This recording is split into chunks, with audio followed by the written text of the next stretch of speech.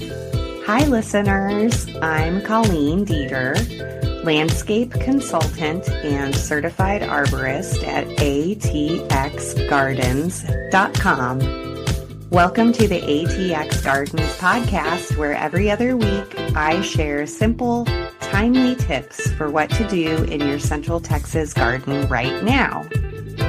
If you're watching on YouTube, tap like and subscribe for more gardening help. Hey there, gardening friends. Today, I'm going to tell you what to do in your garden in the second half of August. This episode is sponsored by ATXGardens.com. So let's jump in. In general, in the second half of August, the weather can kind of go either way. Sometimes it just stays extremely hot and dry and miserable, and the plants all wilt and all of them start to look kind of sad.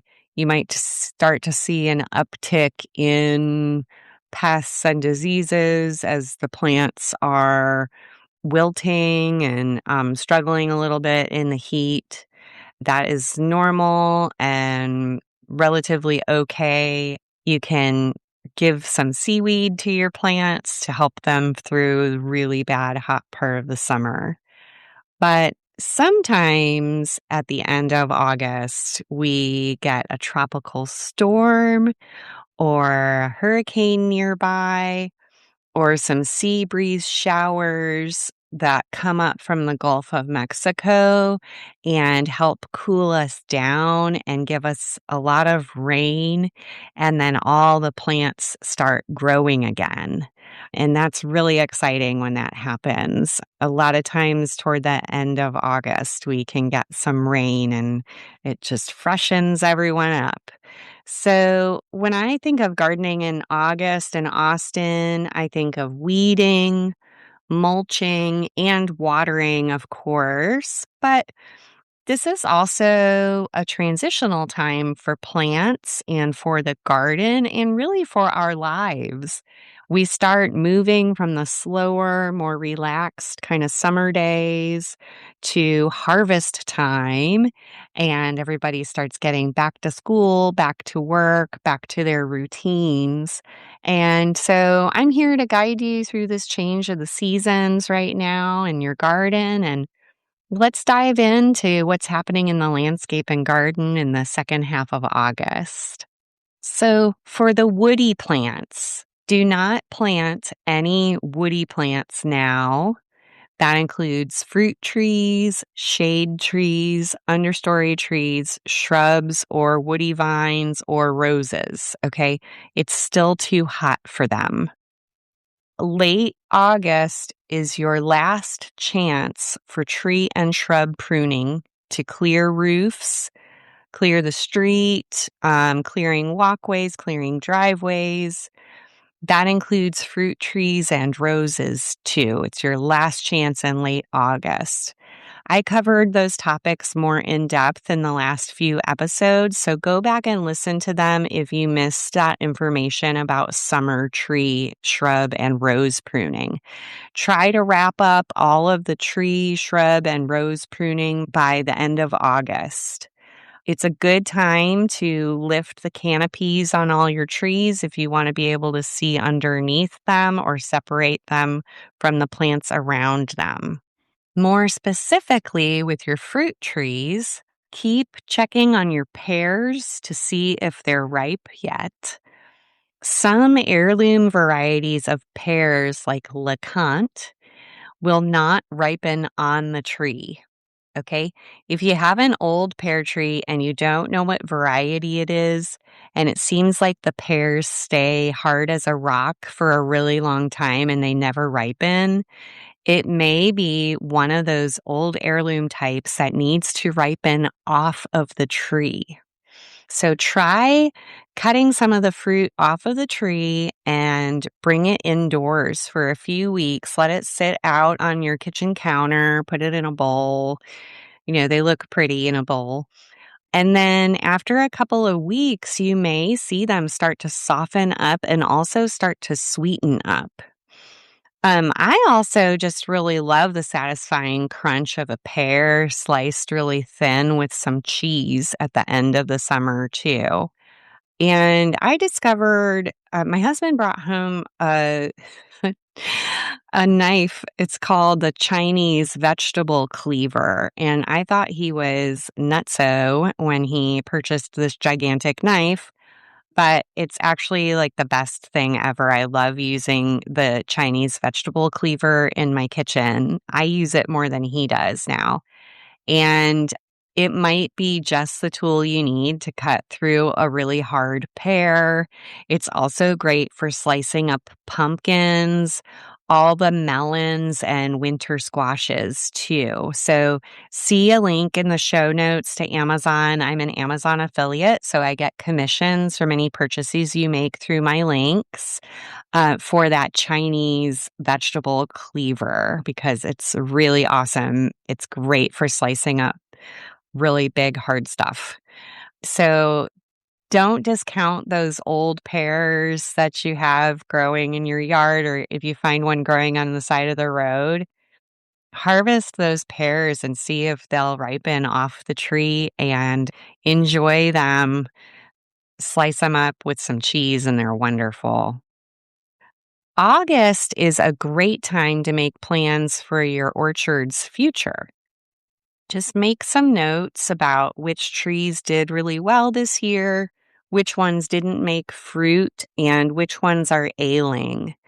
Consider if you have room to add more trees and start researching varieties that you'll be ready to order online as bare root trees this fall. You can order bare root fruit trees from online nurseries, and then the nurseries will ship them to you in the winter at the proper planting time when the trees are dormant. And of course, I'll touch on that in future episodes too. Okay, now moving on to perennials and bulbs and our ornamental grasses. Everybody like that in the landscape. Still too hot to plant. If there's some rain in the forecast, you might be able to get some perennials in the ground right before it rains. It's a really good idea. But if there's no rain in the forecast, don't plant anything. It's just too hot. And now at the end of August, so from August 15th until the first week of September, really, it's too late to prune anything now. Most of the perennials won't have time to grow back and bloom again before the first freeze. So if something's looking really, really bad, that's the exception, like wax mallows or datura. Sometimes they start to look really bad at the end of the summer. You can go ahead and cut those back so that you don't have to look at them anymore. You can cut them all the way to the ground, but they might not grow back very well this fall, and they might not have enough time to bloom again before the first freeze comes in November or December. It just depends on when the freezes arrive. Sometimes we don't get a freeze till much later, but there's a possibility if you cut things down now, they won't bloom again. So try to avoid pruning anything unless you just have to clear a walkway or something like that. And unless something just looks really bad and you can't stand looking at it anymore. Okay, if you have tropical milkweed, the experts at the Xerces Society recommend cutting it all the way down before Labor Day to prevent the spread of OE fungus to migrating monarch butterflies.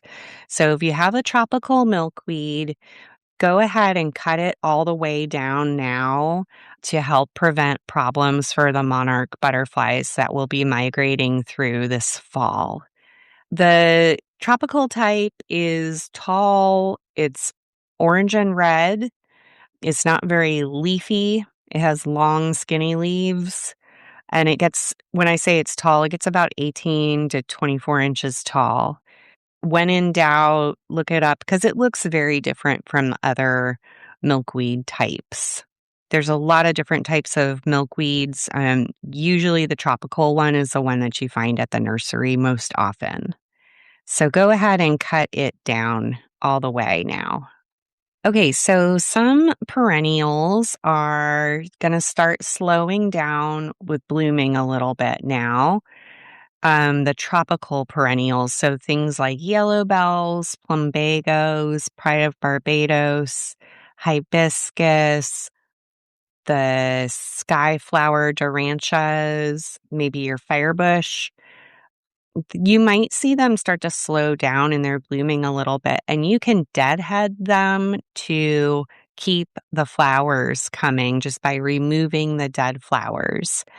But if you're interested in saving seeds from those plants to propagate new plants or to share seeds with others, you can leave those seed heads on. Yellow bells and Pride of Barbados and hibiscus in particular are very easy to save seed from and they're really good for beginning seed savers. So if you're interested in saving seeds, you can stop deadheading at this time of year and let those seeds mature on the plant. They'll make capsules or pods that look sort of like beans. With the yellow bells and Pride of Barbados, the seed pods look a lot like beans, and the hibiscus looks sort of like I don't know what it looks like, a little cup or something filled with seeds, and you just leave them on the plant until they dry out, and then you can open them up and you'll see that there's seeds in there. And then you can plant them to make more plants for yourself, or you can plant them to make more plants to give to your friends, or you can share those seeds at a seed swap or take your seeds to the library. Check out centexseedsavers.org for a list of local libraries that have seed collections where you can take your seeds to share. If you ever feel unsure about how to do this type of pruning or seed saving or anything like that, you can always hire me for a consultation at ATXGardens.com. And speaking of, now it's time for our mid-episode sponsor break. Hi, y'all. This is Colleen Dieter with ATXGardens.com. If you need personalized help with your yard and landscape, book a consultation with me and we'll walk your yard together, answer your questions, and create a strategy that feels doable for you. I specialize in helping do-it-yourselfers by alleviating their anxieties about their yards. So if you love gardening and you love being outdoors, or you're new to gardening and you don't know what to do yet, I can come and give you advice about what to do and how to get started. This week, I helped a customer in South Austin. She's lived in her house for about 5 years, and during all that time, she had 2 kids. You know, we all went through COVID. The snowpocalypse happened, the ice storms, and all of that took a toll on her and her yard. She told me that she hasn't really had the opportunity to bond with her home and her yard yet because things have just been so busy and hard. She felt like her yard was like a big overgrown jungle. And also, the former homeowners had made some serious landscaping mistakes that need to be remedied. She felt really overwhelmed and didn't know where to start, even though she loves gardening and being outdoors. I gave her some simple, actionable steps to simplify the yard. I told her which plants to keep and which ones to remove. And I gave her some guidance about how to make maintenance easier. So now she's ready to do it herself. If you feel overwhelmed by your yard, make an appointment today at atxgardens.com. Now let's get back to the episode. What's going on with the vegetable and herb garden in the second half of August? Well, truth be told, not much. It's really hot time of year. We're kind of between seasons. So The second half of August is a really good time to build a new vegetable garden if you want to add on more beds to your garden or more gardening space. Or if you're a new vegetable gardener and you want to get started, the end of August is an awesome time.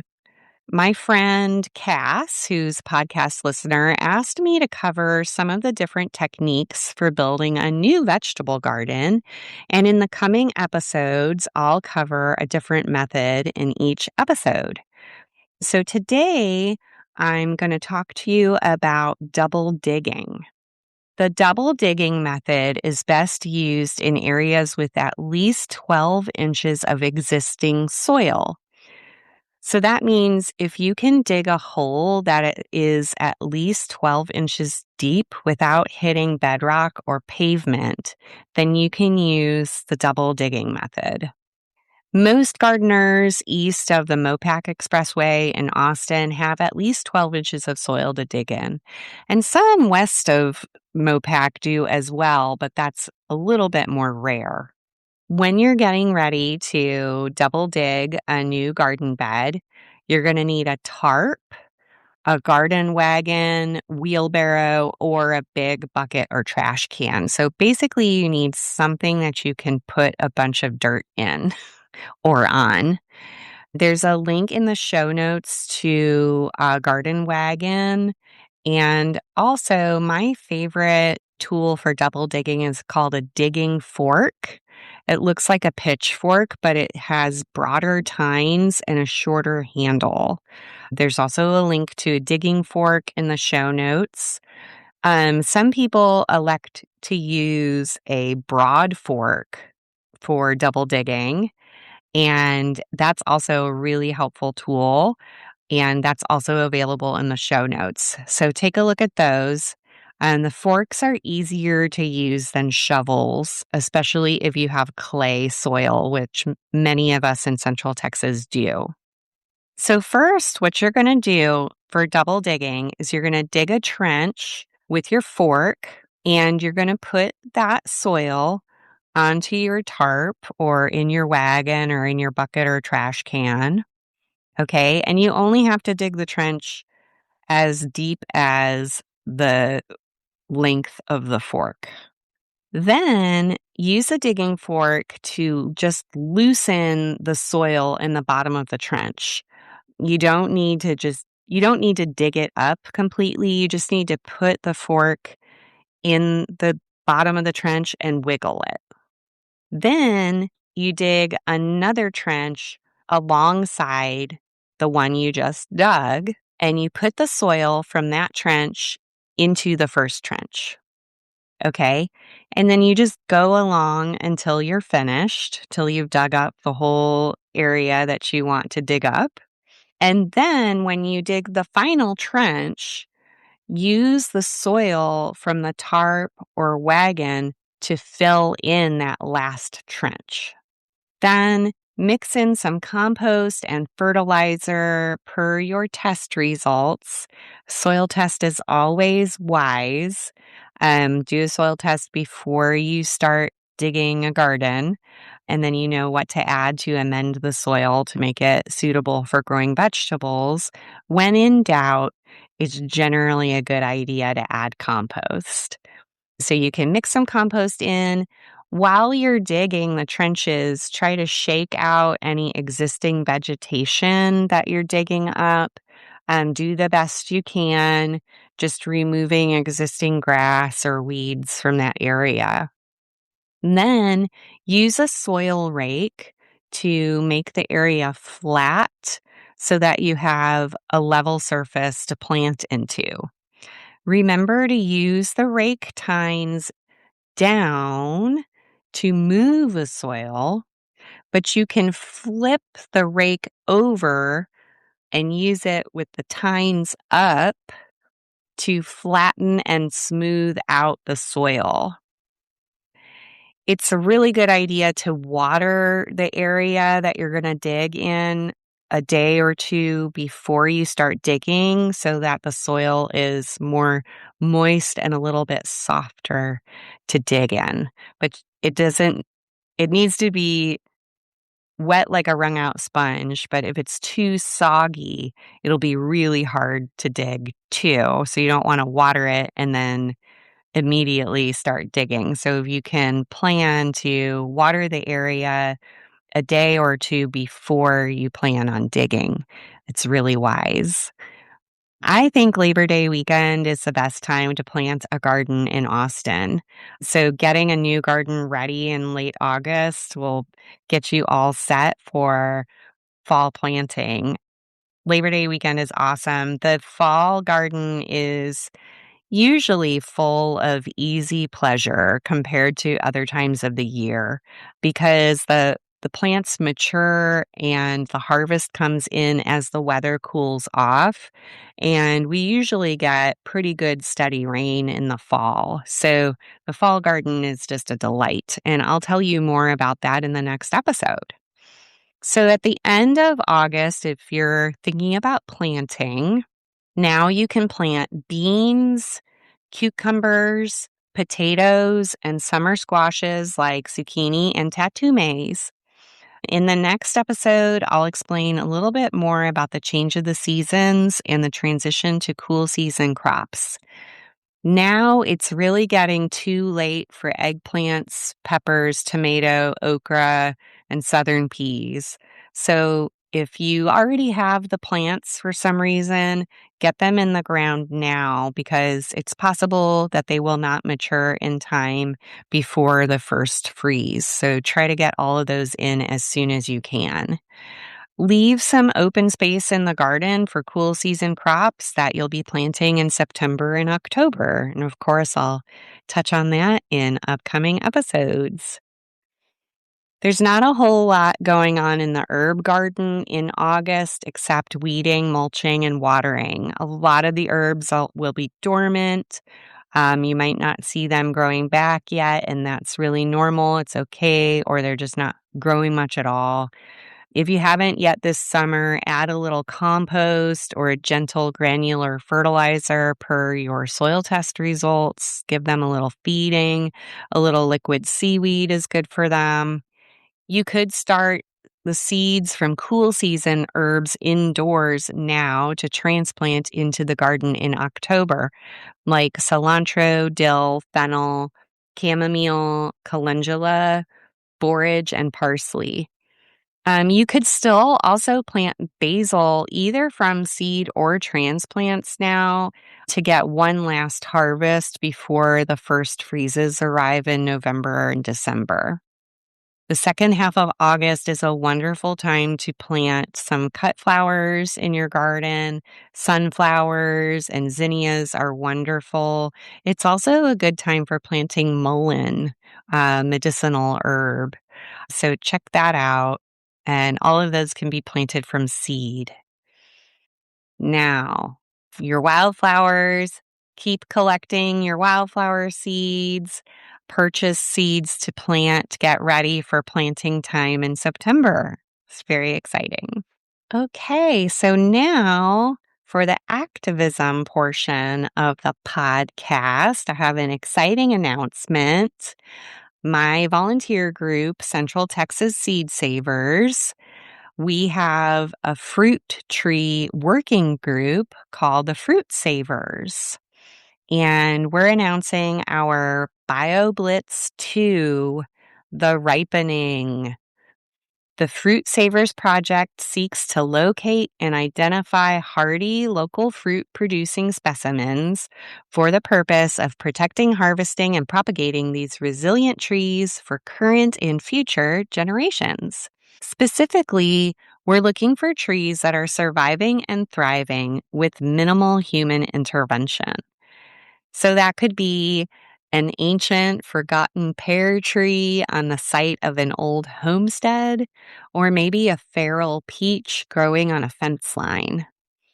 Our first BioBlitz of 2026 focused on identifying fruit trees by their eye-catching early spring blooms.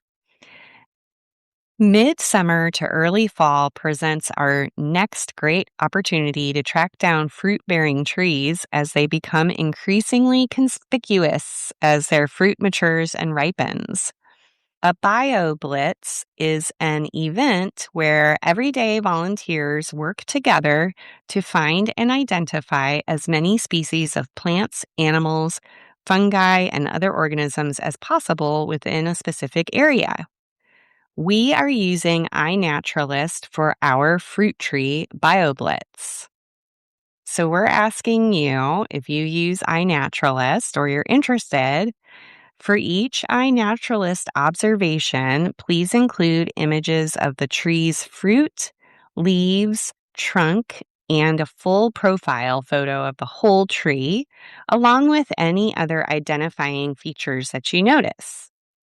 And so for the summer BioBlitz, we're looking for pear trees, persimmons, jujubes, all kinds of things. And you can find the complete list of species that we're looking for on our website at centexseedsavers.org.